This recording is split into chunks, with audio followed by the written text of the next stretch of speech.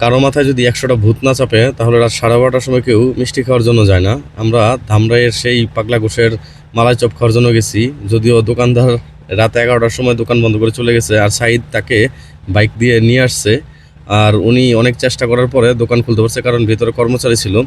দেখেন বেচারার অবস্থা, ওরা মাত্র বেডিং গুছাচ্ছে।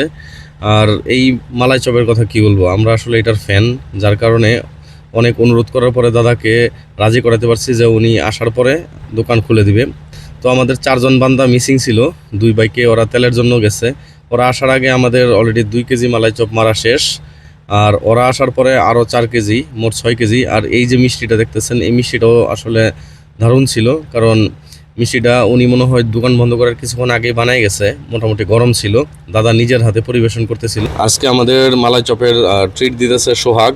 আজকে সোহাগের চেহারার দিকে তাকানো যেতেছে না আসলে, কারণ ও চিন্তা করতেছে আজকে মনে হয় সবাই একটা কোপ দিব, কারণ কত টাকা না জানি বিল হয়ে যায়। আর এই রুটি হইতেছে আগের দিনের, যেগুলা মোটামুটি সবাই ওনারা টানাটানি করে খাইতেছে। আর দাদাকে আসলে এত রাতে ডিস্টার্ব করাটা হয়তো আমাদের উচিত হয় নাই, তারপরও আমাদের সেবা দেওয়ার জন্য দাদাকে ধন্যবাদ। আপনারাও চেষ্টা করবেন দাদাকে এত রাতে বিরক্ত না করার জন্য।